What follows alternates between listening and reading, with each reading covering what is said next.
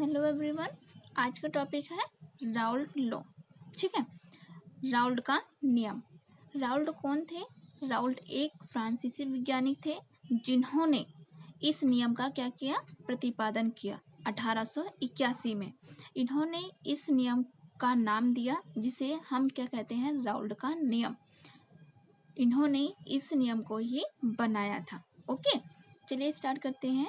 इस नियमानुसार एक निश्चित ताप पर किसी विलयन में उपस्थित किसी वाष्पशील कैसे पदार्थ किसी वाष्पशील पदार्थ का आंशिक वाष्प दाब उस पदार्थ की भिन्न के समानुपाती होता है। क्या कह रहा है? कैसे? भिन्न के समानुपाती होता है। ठीक है, यह नियम यह भी दर्शाता है कि किसी विलयन का कुल वाष्प दाब अलग अलग पदार्थों के वाष्प दाब के योग के क्या होता है, बराबर होता है। ठीक, माना किसी विलयन में दो वाष्पशील पदार्थ ए और बी हैं, यानी कि हमने मान रखा है, माना कोई भी हमने दो पदार्थ लिए, वाष्पशील पदार्थ लिए जिनका नाम ए और बी है। ठीक, जहां पदार्थ ए का आंशिक वाष्प दाब पी ए है, पदार्थ बी का आंशिक वाष्प दाब पी बी है। ठीक, माना पदार्थ ए का मोल भिन्न एक्स है और पदार्थ बी का मोल भिन्न कितना है, एक्स बी है। ठीक, क्या कह रहा है? पदार्थ ए का मोल भिन्न या मोल प्रभाज। ठीक है, ये सारे क्या है, मोल भिन्न भी कहते हैं और ये मोल प्रभाज भी होते हैं। ठीक है, आप मोल प्रभाज भी कह सकते हो। राउल्ट लॉ के अनुसार किसी विलयन में उपस्थित किसी वाष्पशील पदार्थ का आंशिक दाब उस पदार्थ के मोल भिन्न के समानुपाती होता है। क्या कह रहा है? किसके? मोल भिन्न के। ठीक, विलयन का वाष्प दाब पी अनुक्रम समानुपाती विलयन में विलायक का मोल प्रभाज एक्स ए के समानुपाती होता है। ठीक है, यानी कि इसमें क्या बताया है कि जो विलयन का वाष्प दाब है, यानी कि जो पी है, समानुपाती है किसके? विलयन में उपस्थित जो विलायक है, यानी कि जो जल है, उसके मोल प्रभाज एक्स ए के समानुपाती होता है। ठीक है, अतः राउल्ट लॉ के अनुसार पदार्थ ए के लिए, यानी कि जो हमने पदार्थ माना था, वाष्पशील पदार्थ क्या माने थे हमने? ए और बी माने थे। तो पदार्थ ए के लिए क्या है? पी ए अनुक्रमानुपाती X A, P A equals to P A zero X A. ठीक है, यानी कि जब हम कभी भी कांस्टेंट, यानी कि किसी भी समानुपाती चिन्ह को जब हम हटाते हैं तो हम एक कांस्टेंट वैल्यू ले लेते हैं। तो पी ए जीरो जो है एक कांस्टेंट वैल्यू है, जहां पी ए जीरो क्या है, कांस्टेंट है। ठीक है, इसे हम क्या कहते हैं? शुद्ध वाष्प दाब भी कहते हैं, शुद्ध अवस्था में वाष्प दाब। ठीक है, पदार्थ बी के लिए इसी प्रकार अब पदार्थ बी के लिए देखेंगे। पी वी अनुक्रमानुपाती या समानुपाती किसके है? एक्स बी के। ठीक है, P V equals to P V zero X A, जहां पी ए जीरो व पी वी जीरो पदार्थ ए व बी के शुद्ध अवस्था में क्या है? वाष्प दाब है। यह एक निश्चित ताप पर एक स्थिरांक की तरह वर्क करते हैं। क्या कह रहे हैं ये? बिल्कुल कैसे? कांस्टेंट वैल्यू की तरह ये काम करते हैं। कौन? यह है शुद्ध वाष्प दाब पी ए जीरो और पी वी जीरो। ठीक है,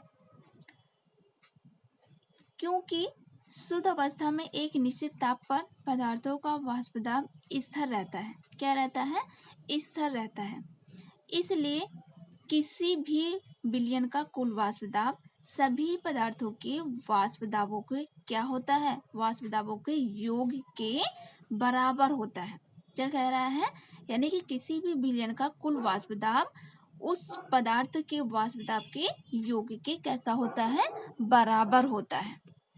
अतः विलयन का वाष्प दाब P इक्वल्स टू पदार्थ A का वाष्प दाब प्लस पदार्थ V का वाष्प दाब। ठीक है, अब इक्वेशन देखते हैं। P इक्वल्स टू, यानी कि हम विलयन का वाष्प दाब हमने क्या माना है? P मान लिया। ठीक है, किसके बराबर है? पदार्थ ए का वाष्प दाब, पदार्थ ए का वाष्प दाब क्या था? पी ए, ठीक। पदार्थ बी का वाष्प दाब पी वी, पी बराबर P A plus P we, ठीक। इसको हमने समीकरण क्या दी? ए। इसे हम समीकरण ए मान लिया। समीकरण 1 व समीकरण 2 का मान समीकरण ए में रखने पर, यानी कि जो हमने पहले इक्वेशन मानी थी फर्स्ट और सेकंड, उनका मान लाके कहाँ रखना है हमें? समीकरण ए में, यानी कि पी ए की जगह पे पी वी की जगह पे, ठीक है। तो पी ए का मान कितना था समीकरण 1 में? पी ए बराबर है पी ए 0 एक्स ए, ठीक है। वैसे पी वी बराबर है पी वी 0 एक्स बी, ठीक है। अब देखना, अब क्या करेंगे, हम P को ऐसे ही रखेंगे, ये P ऐसे ही उतर जाएगा, सिर्फ इनकी जगह पे हमने क्या रख दिया है? पी ए का मान यानी कि पी ए 0 एक्स ए और पी वी का मान पी वी 0 एक्स वी। इस इक्वेशन को हमने क्या मान लिया? थर्ड इक्वेशन, ठीक है। चूंकि हम जानते हैं कि बिलियन के सभी मोल अंश एक्स ए व एक्स बी का कुल योग कितना होता है? 1 होता है, ठीक है। इसलिए X A plus X B equals to कितना? 1। अब यहाँ पे हम क्या करेंगे? एक्स ए का मान निकाल लेंगे। जरूरी नहीं है हम एक्स ए का ही मान निकालें, एक्स बी का भी निकाल सकते हैं। हम यहाँ पे सिर्फ एक्स ए का, मैंने यहाँ पे एक्स ए का निकाला है 1 माइनस एक्स बी। ये यहाँ पे प्लस है एक्स बी, तो इधर जाके क्या हो जाएगा? माइनस हो जाएगा। अब हम एक्स ए का मान कहाँ रख देंगे? समीकरण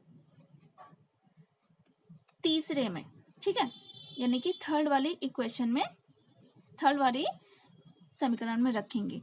एक्स ए का मान समीकरण 3 में रखने पर P बराबर P A 0 bracket 1 minus X B plus P V 0 X B.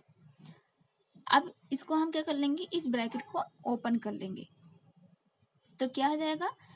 P बराबर P A 0 minus P A 0 X B plus P V 0 X B. यही राउल्ट का नियम है।